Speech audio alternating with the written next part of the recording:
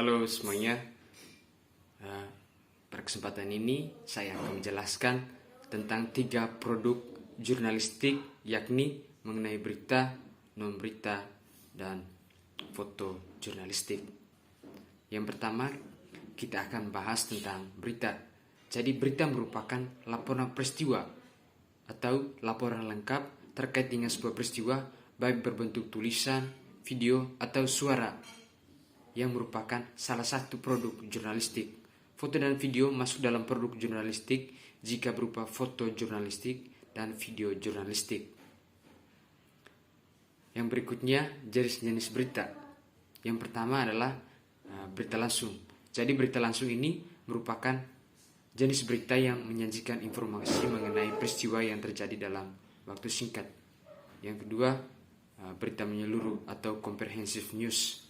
Jadi berita menyeluruh merupakan laporan tentang fakta yang bersifat menyeluruh yang ditinjau dari berbagai aspek.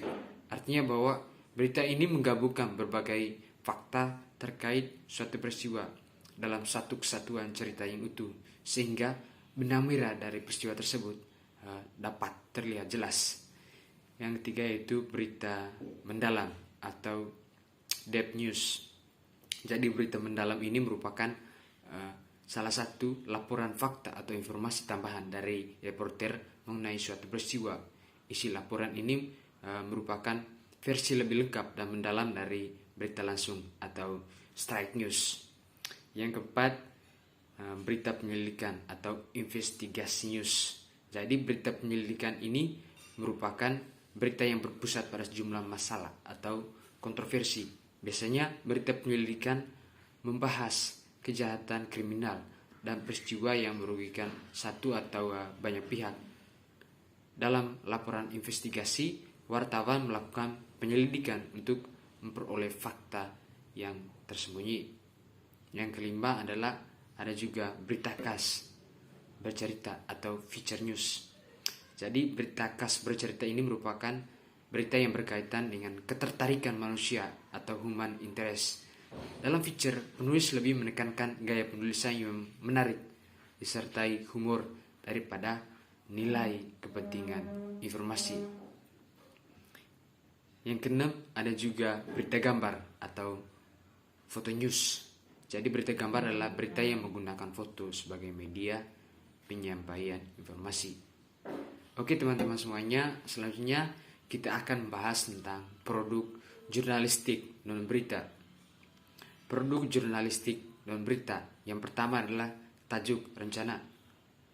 Jadi tajuk rencana atau editorial merupakan opini yang berisi pendapat dan sikap resmi suatu media sebagai institusi penerbitan terhadap persoalan aktual atau fenomenal atau kontroversi yang berkembang ke dalam masyarakat, di dalam masyarakat. Yang kedua adalah pojok. Jadi pojok itu sendiri adalah kutipan pernyataan singkat narasumber atau peristiwa musik yang melitik atau sebuah peristiwa yang dianggap menarik atau kontroversial untuk kemudian dikomentari pihak redaksi dengan kata-kata atau kalimat yang mengusik atau mengkritik, dan pada intinya ini bersifat menarik perhatian publik untuk berpacu dalam genggamannya. Yang ketiga yaitu karikatur. Jadi karikatur merupakan representasi sikap atau karakter seseorang dengan cara melebih-lebihkan sehingga melahirkan kelucuan. Yang keempat adalah iklan. Jadi iklan merupakan pemberitahuan mengenai barang dan jasa dengan tujuan untuk membujuk khalayak agar tertarik pada barang atau jasa yang ditawarkan. Yang kelima adalah artikel. Jadi artikel ini merupakan karangan faktual secara lengkap yang dibuat untuk dipublikasikan di media online maupun media cetak melalui koran, majalah, buletin dan sebagainya, dan bertujuan untuk menyampaikan gagasan dan fakta yang dapat meyakinkan atau mendidik dan juga menghibur. Yang keenam ada juga kolom dan esai. Jadi kolom untuk mengurai permasalahan menjadikan lebih terarah. Dalam kolom penulisan, kolom tidak ketat seperti artikel, bahasa yang digunakan lebih lentur atau mudah dipahami serta terkesan santai. Sementara bentuk tulisan esai lebih longgar dan lebih pendek dari kolom. Dalam esai, kekhasan personal penulisannya lebih ditonjolkan dalam mengurami sebuah permasalahan, sehingga biasanya karakter penulis akan tercermin saat memaparkan idenya dalam esai yang ditulisnya. Yang ketujuh, kita akan membahas tentang resensi. Jadi resensi itu sendiri merupakan bentuk tulisan dalam hal penggambaran atau analisa terhadap sebuah teks. Yang kedelapan, kita akan bahas tentang opini. Jadi opini itu sendiri merupakan sebagai sebuah tulisan yang membuat pendapat atau pandangan seseorang. Opini bukan merupakan konstruksi peristiwa, tetapi lebih kepada penilaian terhadap peristiwa atau fakta atau pendapat yang terjadi pada peristiwa yang menjadi sebuah kenyataan. Yang kesembilan, kita akan bicara tentang feature. Jadi feature adalah hasil peliputan mengenai suatu objek atau peristiwa yang bersifat memberikan informasi mendidik, menghibur, meyakinkan, serta menggugah simpati atau empati seorang pembaca. Oke teman-teman, selanjutnya kita akan bahas tentang foto jurnalistik. Jadi foto jurnalistik ini adalah hasil atau produk jurnalis foto. Jadi foto jurnalistik merupakan proses peliputan dan pemberitahuan dalam bentuk visual, gambar dengan menggunakan kamera. Foto jurnalistik biasanya dibagi menjadi 3, yaitu foto berita sport, foto berita umum, dan foto berita esai.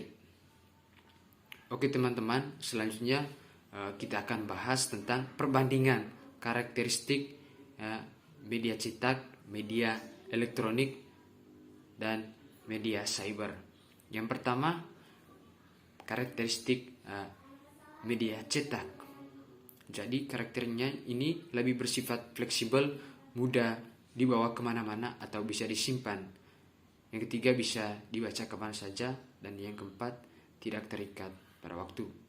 Berikutnya, perbandingan dengan karakteristik media elektronik. Sedangkan dalam media elektronik ini, yang pertama, dia daya tarik maksimal. Yang kedua, itu praktis dan cepat. Yang ketiga, dia juga fleksibel sama seperti media cetak. Dan yang terakhir, karakteristik media cyber atau media online. Dia ini perbandingannya memiliki kecepatan informasi. Yang kedua, pembaruan informasi.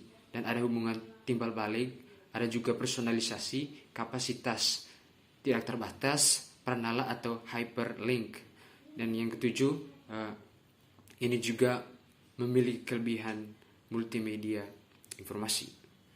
Oke teman-teman semuanya, mungkin itu yang bisa saya jelaskan pada kesempatan ini.